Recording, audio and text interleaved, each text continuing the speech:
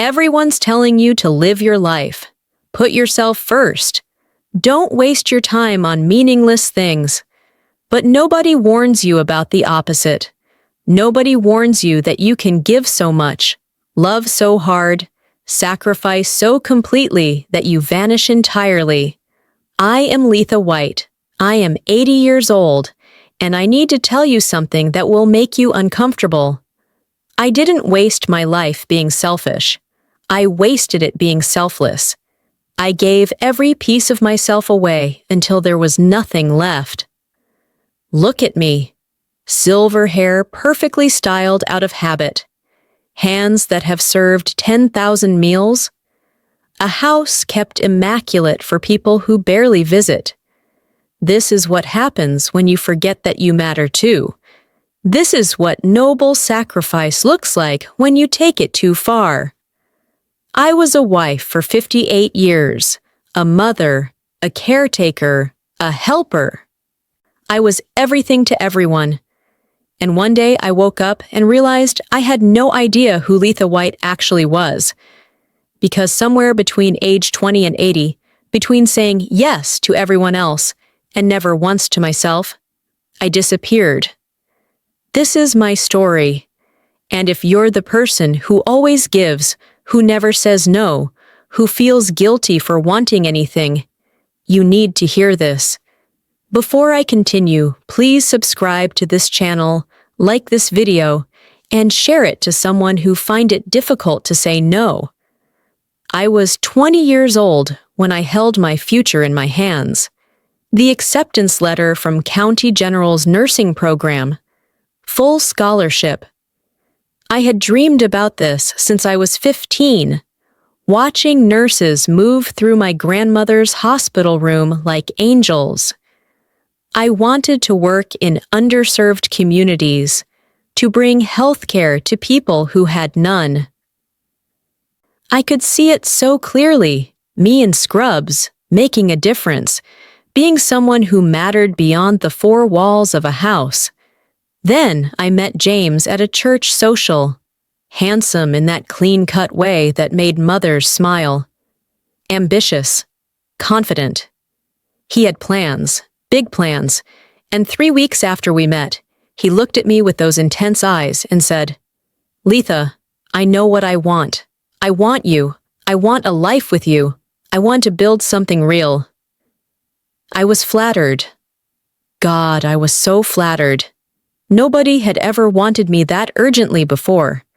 But I showed him my acceptance letter, told him about nursing school, about my dreams. He smiled, pulled me close, and said the words that would echo through the next 60 years of my life. "That's wonderful, sweetheart. But we can do both, can't we? Marry me now. You can always go back to school later. We have all the time in the world. Marriage now or lose him forever."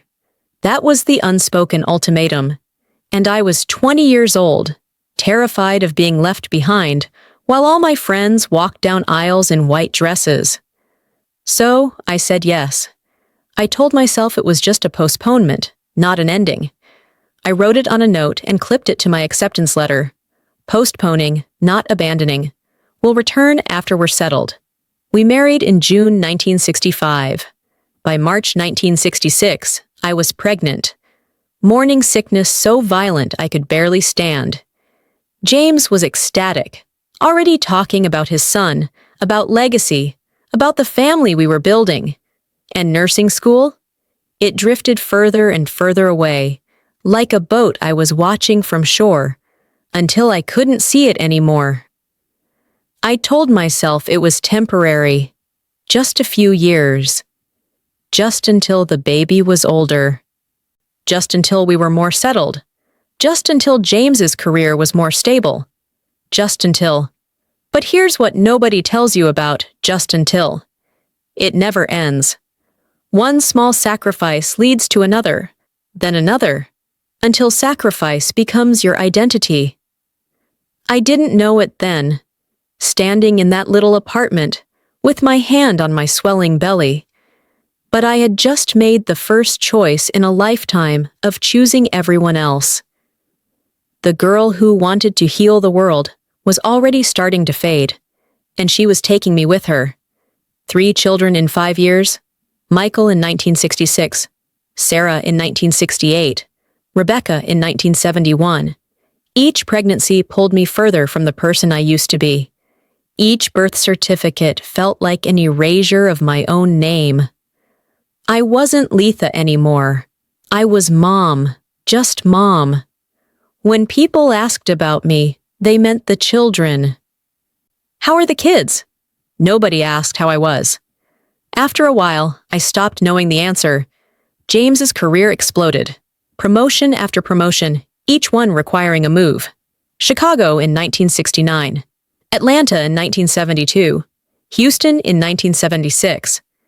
Each time, I packed up our lives, left behind any friendships I was starting to build, any community groups I had joined, any small piece of normalcy I was creating. It's a great opportunity for us, James would say.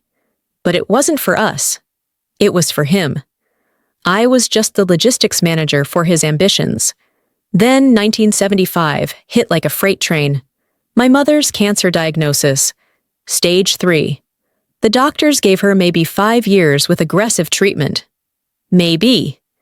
She lived alone, 2 hours away, and someone had to take care of her. My siblings? My brother was too busy with his practice. My sister had young children to think about. But me? I had 3 kids, a husband, a household to run, and apparently infinite capacity to absorb more. So I did it. I drove 2 hours every Tuesday and Thursday to take her to chemo.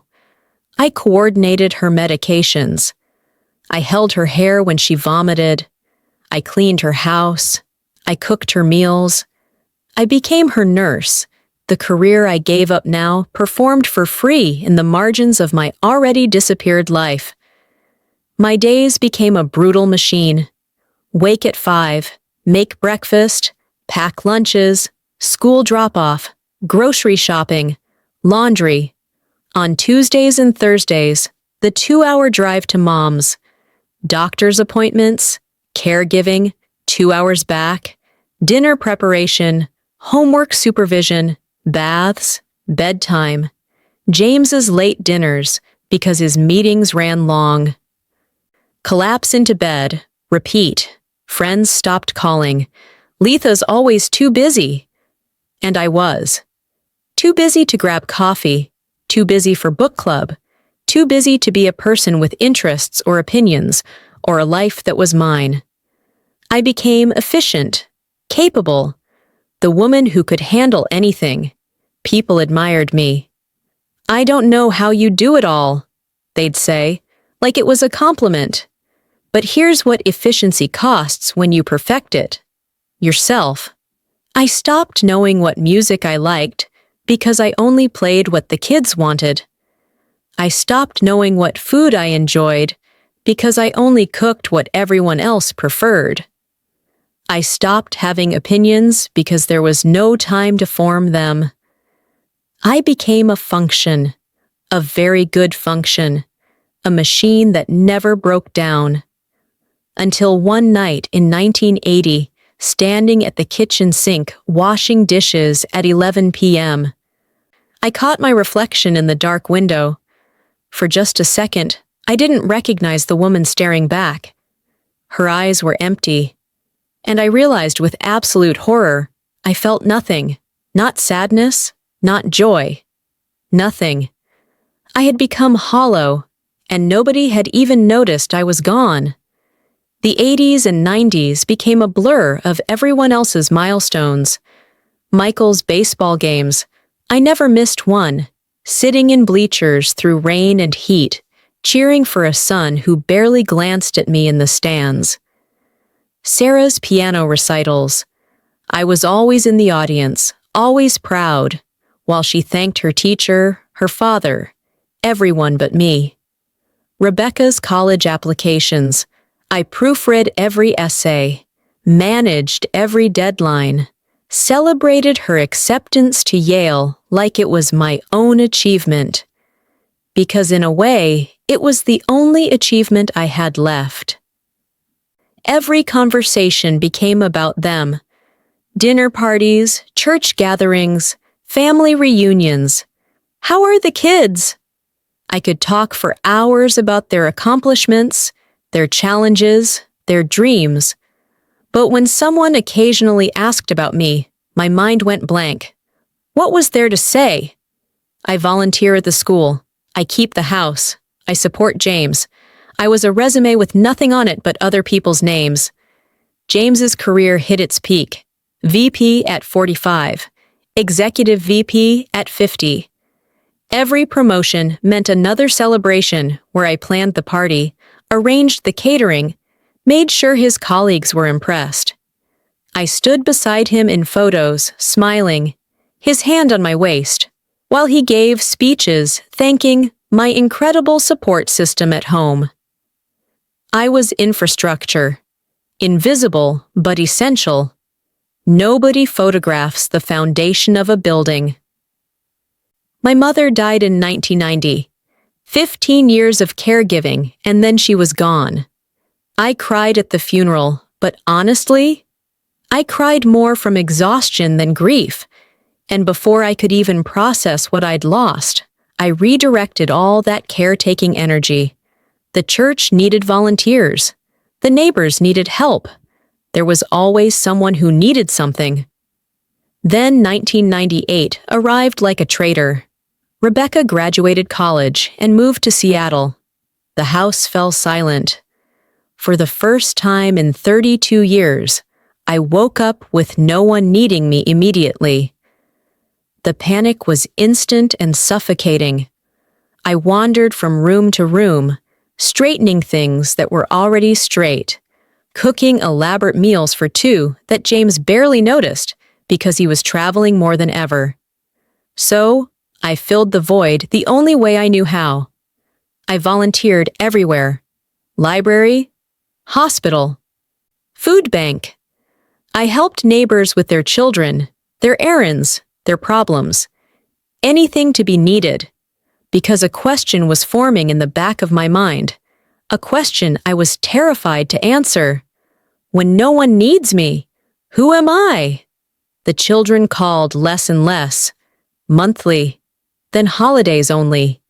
They had their own lives now, their own problems, their own worlds that didn't include me.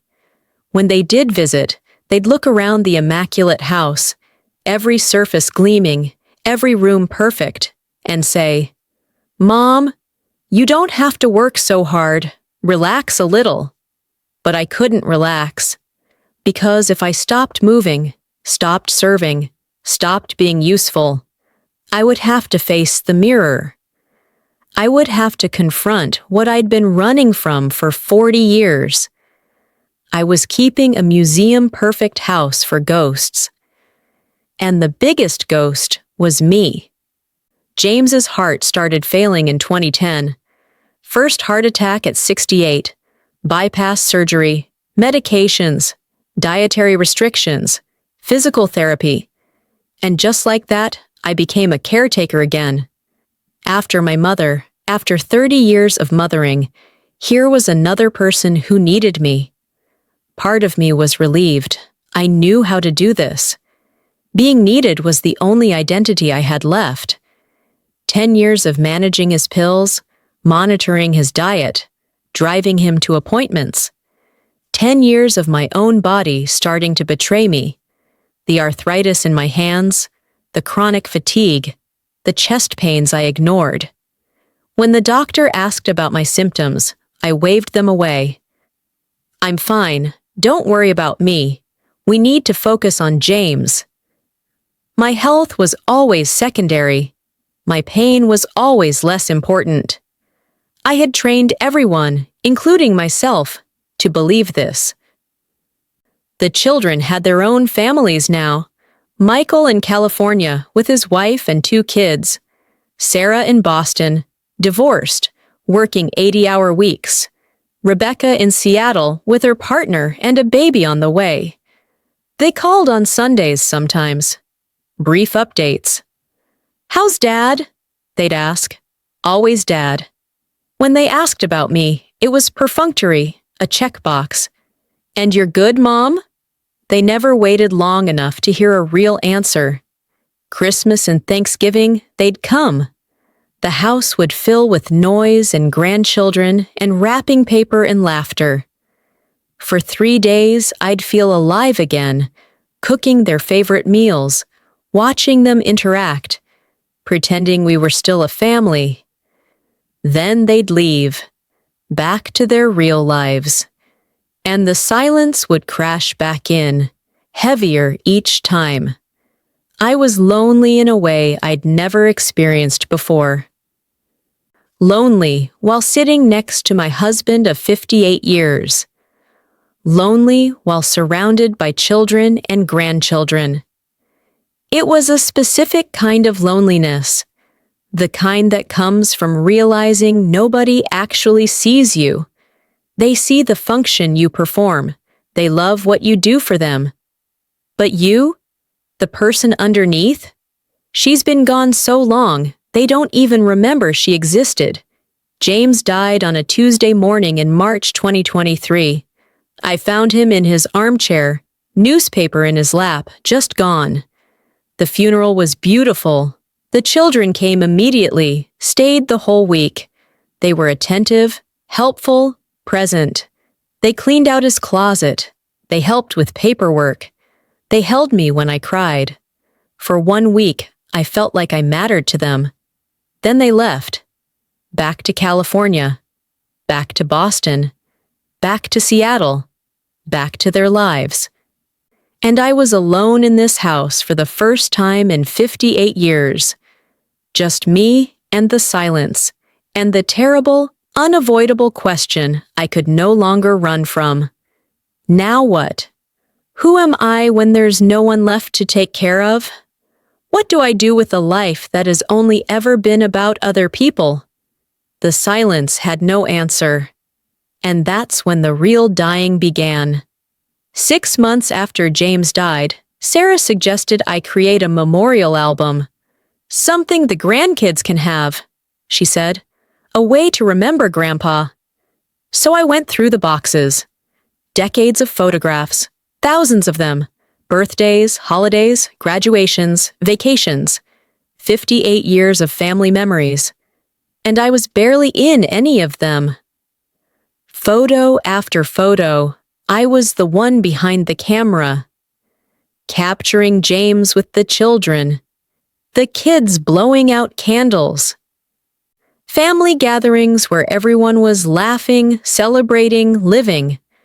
When I did appear, I was in the background, serving food, holding coats, cleaning up, standing off to the side while someone else was being celebrated. I went through 3 boxes before I found a single photo where I was the focus. 1. From my wedding day, 1965. I was 20 years old, smiling in a white dress. After that, I disappeared.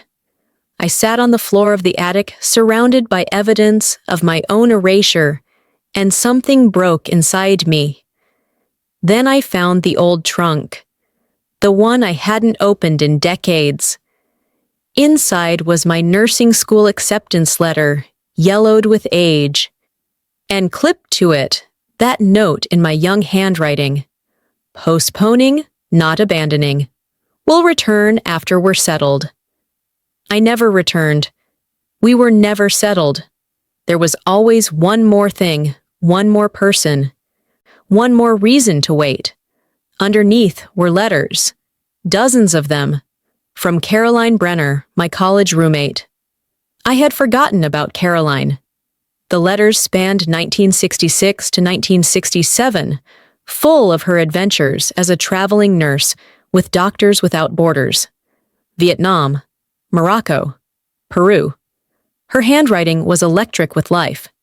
She wrote about challenges, fears, triumphs, purpose. And her last letter, dated November 1967. "Letha, I know you're happy with your choice, but I still see that spark in you from school. The girl who wanted to make a difference. Don't let that girl disappear completely. Promise me you'll find a way to keep her alive, even in small ways." I never wrote back. I was too busy with a newborn, with James's needs, with being what everyone expected. And that girl Caroline mentioned? I didn't just let her disappear. I buried her so deep I forgot she ever existed. That night, I stood in front of my bedroom mirror, the same mirror I'd looked into for 58 years, and I asked myself the question I'd been avoiding. Who am I? I couldn't answer. Every identity I'd ever had was tied to someone else. James's wife, my children's mother, my mother's caretaker. But Letha? Just Letha? I was looking at a stranger. Then came the moment that shattered everything. A week later, Sarah and Rebecca were visiting. I was in the kitchen making tea when I heard them talking in the living room. They didn't know I could hear. "We should talk about Mom moving closer to one of us," Sarah said. Rebecca sighed. "I know.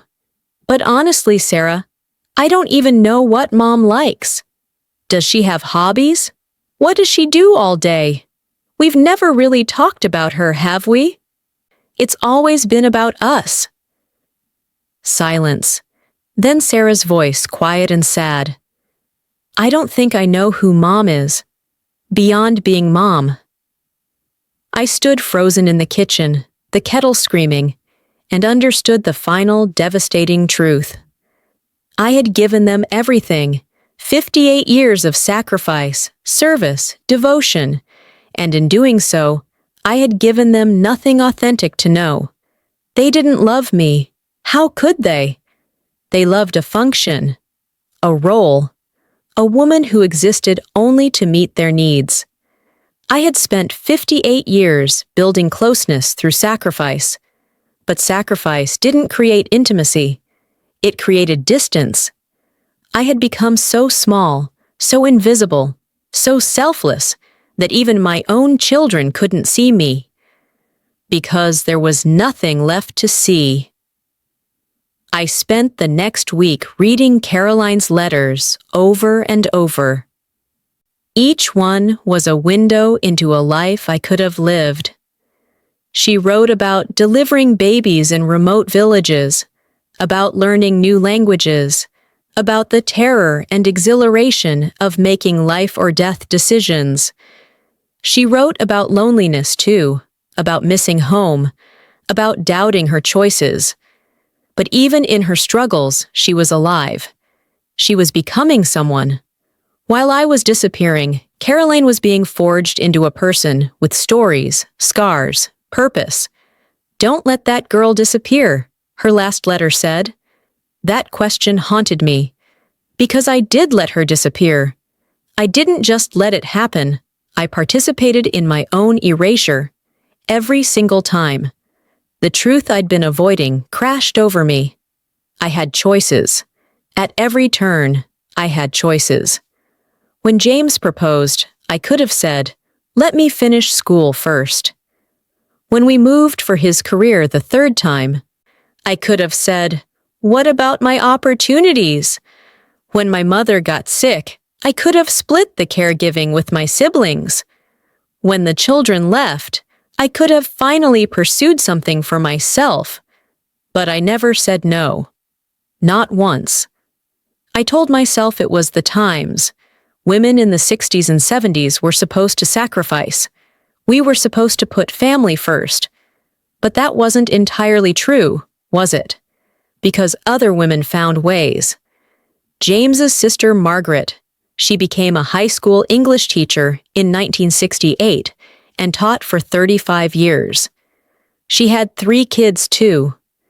She didn't have more hours in the day than I did.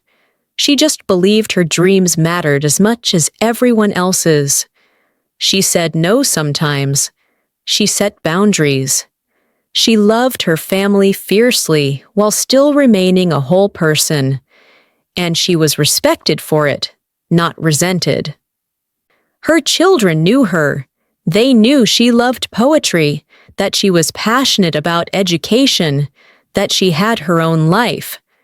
They loved a real person, not a ghost. That's when I finally understood the difference I'd been too afraid to see. There's loving others, and there's losing yourself. There's service, and there's servitude. There's being generous, and there's being depleted. I had confused all of them. I thought becoming nothing meant I loved more. But it didn't. It just meant I loved myself less than everyone else. And eventually, less than nothing at all. The grief hit me then, huge and suffocating. Grief for the nurse I never became. Grief for the friendships I never maintained. Grief for the interests I never explored. Grief for the woman I could have been while still being a mother, a wife, a daughter. It wasn't an either-or. It never had to be. I could have loved my family and kept myself, but I chose erasure over and over for 58 years. And now I'm 80 years old, and that young girl with dreams of helping people, she's gone. The life I could have lived, gone. The person I might have become. I'll never know her. But maybe, and this thought terrified me more than anything, maybe there's still time to find out if there's anything left of Letha White worth saving. So here I am. Letha White, 80 years old. Silver hair styled perfectly because that's what I do every morning out of habit. Sitting in this immaculate living room that nobody sees anymore. And I need to tell you something that might save your life. Your worth is not measured by how much you sacrifice. Read that again. Your worth is not measured by how much you give up, how much you endure, how small you can make yourself to fit into everyone else's needs. They lied to us. They're still lying to you. The culture tells you that good women give endlessly, that selflessness is the highest virtue, that putting yourself last means you love more. It's a lie that destroys you so slowly you don't even notice you're dying. I believed that lie for 60 years, and it hollowed me out completely. Here's the truth they don't tell you. You can love your family and keep yourself intact. You can serve others without becoming servitude. You can be generous without being depleted. You can be present without being invisible. You can give and give and give, but only if you're also receiving, also growing, also remaining a whole person. There's a difference between nurturing others and abandoning yourself. And if you can't tell the difference, you're already in danger. Ask yourself these questions right now. When was the last time you did something just for yourself without guilt? When was the last time you said no because you needed to protect your own energy? If everyone in your life disappeared tomorrow, would you know who you are? What you like? What you want? If you can't answer those questions, you're disappearing. Just like I did. I'm telling you this as someone standing at the end. I don't have time to reclaim. I don't have decades to rebuild. But you do. You still have time. And I am begging you, don't wait until you're 80 to find yourself. Don't wait until everyone you served has moved on with their lives to realize you don't have one. Don't make yourself so small that you vanish entirely. Because here's what nobody told me. The greatest gift you can give the people you love is not your endless sacrifice. It's a whole person, someone real, someone they can actually know, actually love, actually connect with. My children don't know me because I never gave them anyone to know. I thought I was loving them by erasing myself. But I wasn't. I was teaching them that I didn't matter, and they believed me. You think you're being noble. You think you're being good. I thought the same thing for 60 years. But nobility that destroys you isn't noble. It's just destruction in a prettier package. So please, please, love people, serve people, be kind and generous and giving. But keep yourself. Hold on to that spark. Protect that girl who has dreams and opinions and needs and desires. Don't bury her so deep you forget she exists. Because one day you'll be 80 years old, standing in front of a mirror, and you'll ask yourself, who am I? And if you can't answer that question, if all you see is a ghost who served everyone except herself, it will be too late. I can't get those years back. That's the hardest truth I've had to accept. I'm 80 years old. I can't resurrect the 20-year-old nursing student who wanted to change the world. I can't undo 58 years of choices that led me here. I can't bring back the friendships that withered, the dreams I buried, the version of myself I never allowed to exist. But maybe, and this thought keeps me going, maybe by telling this truth, I can finally do something that's wholly mine. For 60 years, everything I did was for someone else. Every word, every action, every sacrifice. But this story, this warning, this is mine. And if even one person hears it and chooses differently, if one young woman decides to keep herself while loving others, then maybe I've finally made the difference I always wanted to make, just not in the way I imagined. Yesterday, I did something I haven't done in decades. I stood in front of that mirror, the one where I couldn't recognize myself, where I asked, "Who am I?" and heard only silence. And I looked at my reflection with something I've never given myself before: compassion. I looked at this 80-year-old woman with silver hair and tired eyes, and instead of seeing failure, I saw someone who loved so hard she forgot to include herself in that love. Someone who gave everything because she genuinely believed that's what good people do. Someone who was taught that her needs didn't matter and spent a lifetime believing it. And I forgave her. I forgave myself for not knowing better, for being afraid, for choosing safety over self, for disappearing. Then I did something revolutionary, something terrifying, something I should have done 60 years ago. I asked myself, "Letha, what do you want?" And for the first time in my entire adult life, I waited for the answer. I didn't rush to the next task, didn't dismiss the question as selfish, didn't redirect my attention to someone else's needs. I just stood there and listened. The answer came quietly, like a voice I'd forgotten existed. I want to matter, not because of what I do for others, but because I'm me. So I'm starting there. At 80 years old, I'm starting to choose myself. I joined a book club last week, reading books I want to read, not what someone else assigned. I said no to watching my granddaughter next Thursday because I wanted to go to a pottery class. Just wanted to. No other reason needed. My children don't understand. "Mom, are you okay? You seem different." And I am different. For the first time in 58 years, I'm becoming someone. I'm 80. I lived for others and lost myself. Most of my life is behind me. That's the tragedy I have to carry. But I'm still here, still breathing, still capable of choice. And today, right now, for the first time in 58 years, I'm choosing me. It's not too late for that. And it's not too late for you either. Don't wait as long as I did.